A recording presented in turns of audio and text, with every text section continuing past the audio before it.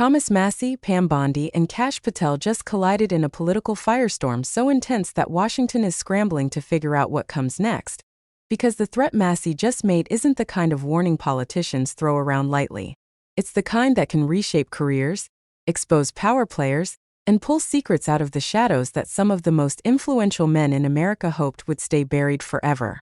And when he said he was willing to read the Epstein client list out loud on the House floor, not leak it, not hint at it, but speak every name into the congressional record, everything shifted. Overnight. The Speaker has decided that there should be a new class of victims that are protected. He thinks that the rich men who flew on the jets to the rape island should be protected against unfounded accusations. But here's the problem. There are guilty men that his provisions that he wants would protect that have never been investigated, that there are credible allegations of sexual abuse and rape against. And so the Senate would be fools to start trying to change this bill in the way that Speaker Johnson wants it changed. And why do you think the Speaker changed his vote ultimately, or changed his tune, I should say, and then voted accordingly? Two reasons, but to kind of go back to the same reason. Number one, Trump told him to do it, and this Speaker of the House is always going to do whatever President Trump wants. Number two, they both, I think, came to the conclusion that Trump was asking my colleagues to walk a plank that was going to cost them the majority, and then that it would be no good for the president or our speaker in that instance. So I think it was a political calculation. Can you just explain, though, I mean, the whiplash that we were seeing here from going from this bill looking like it had no chance, now passing overwhelmingly and potentially being law by the end of the night? Have I done an interview with you when you've said, surely you know this must be dead on arrival in the Senate or something? But no, it has gone from presumably dead on arrival, presumably getting vetoed, to now getting fast-tracked and having a nearly unanimous majority here in the House.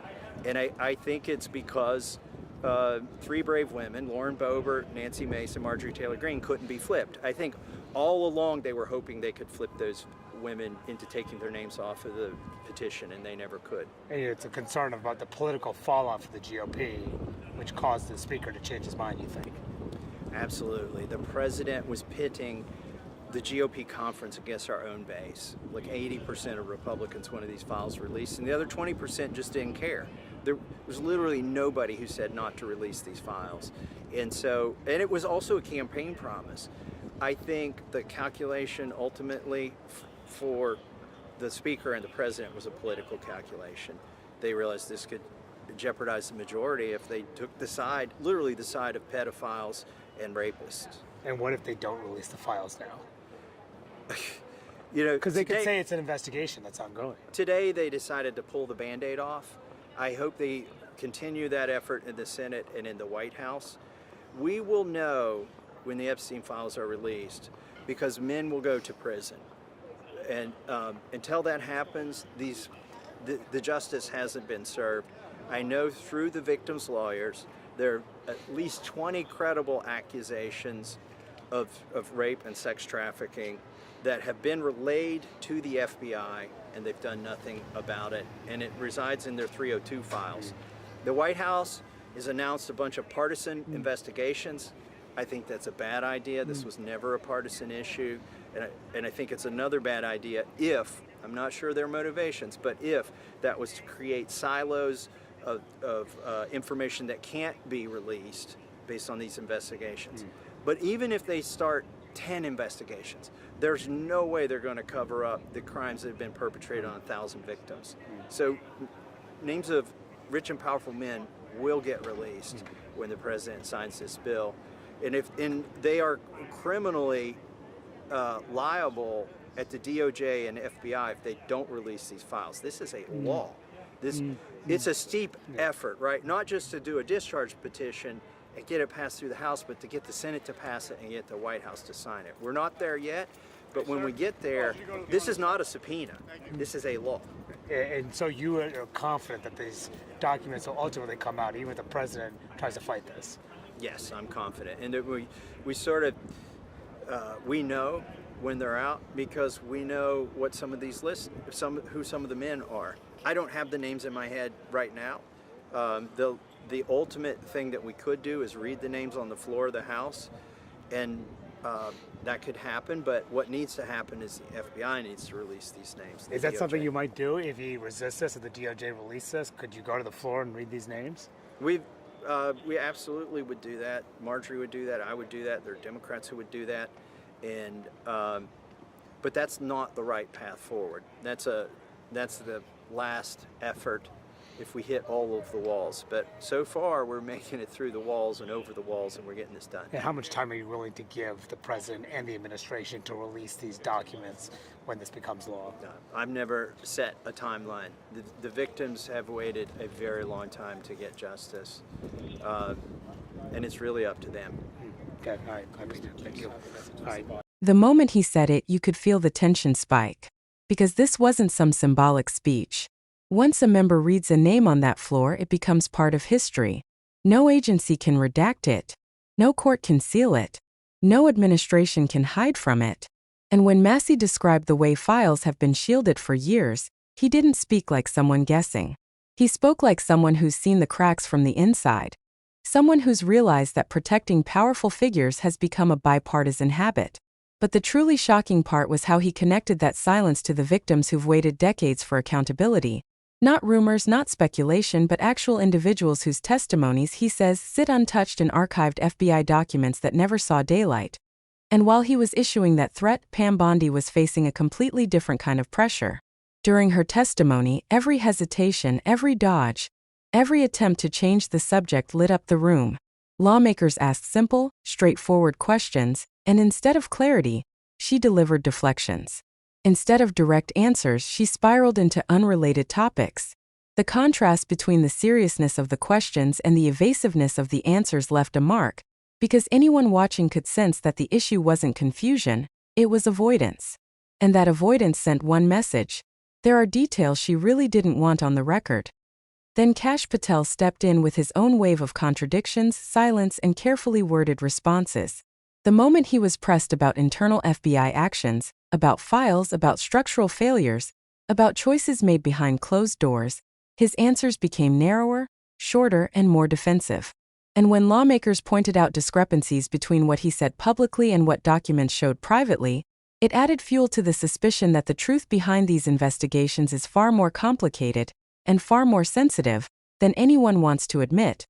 But here's where everything connects. Massie's threat, Bondi's evasiveness, Patel's contradictions, they're not separate stories. They're pieces of the same pressure system. A system that has protected the wealthy and influential for years. A system that bends when political winds change. A system that reacts only when exposure becomes unavoidable. And right now, that exposure is closer than it's ever been. Massie made that clear. He didn't mince words. He didn't soften his message. He said that wealthy men who flew on Epstein's jets, visited his island, or were connected through his network have been shielded. Shielded by inaction. Shielded by political calculation. Shielded by institutions that were supposed to pursue justice, but instead prioritized reputation, stability, and silence. He said that credible accusations, actual claims relayed through attorneys, never turned into full investigations. And when he described the files that exist, files that contain interviews and statements, he didn't sound speculative.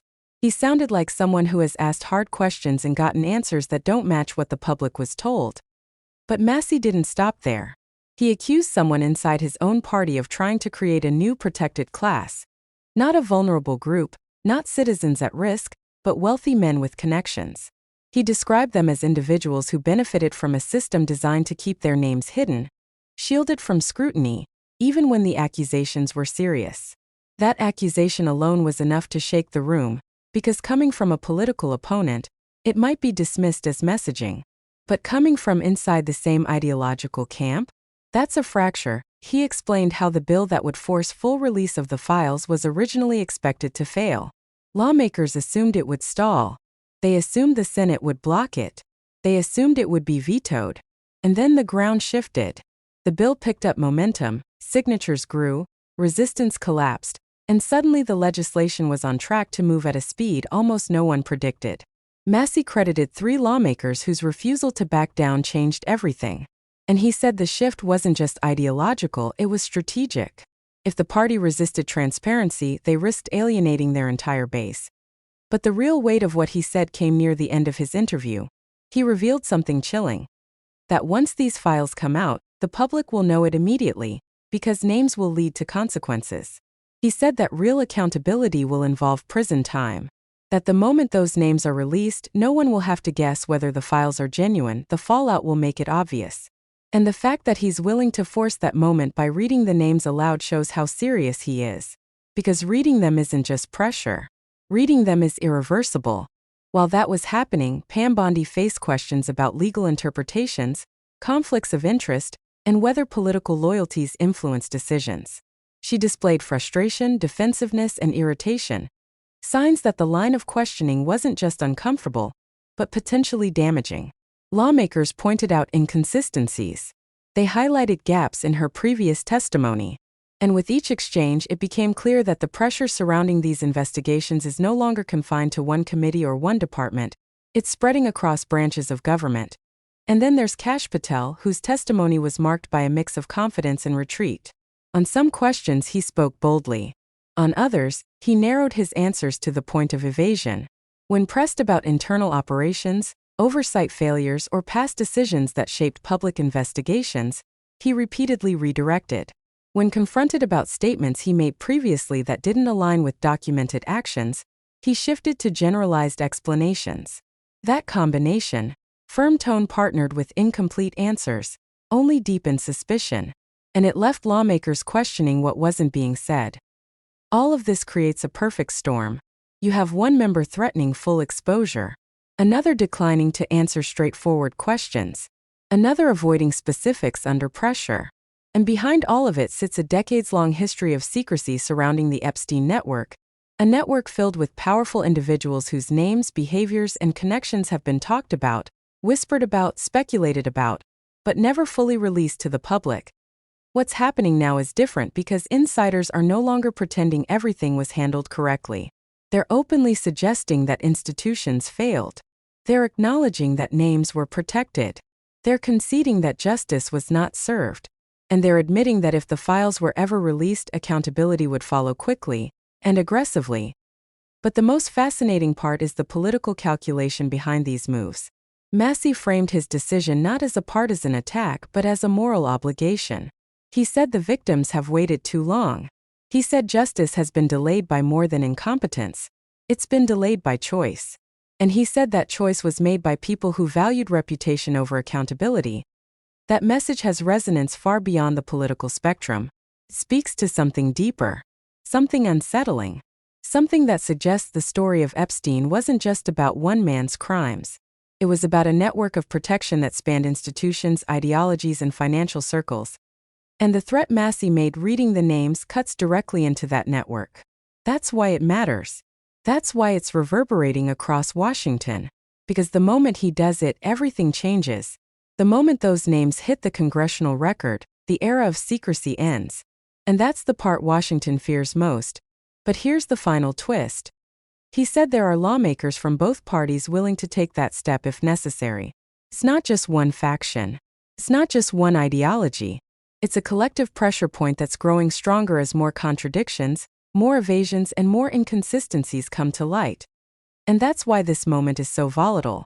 One threat, one testimony, one contradiction, all converging into a single question. What happens when the truth is no longer optional? Because the closer these files get to release, the more obvious the stakes become.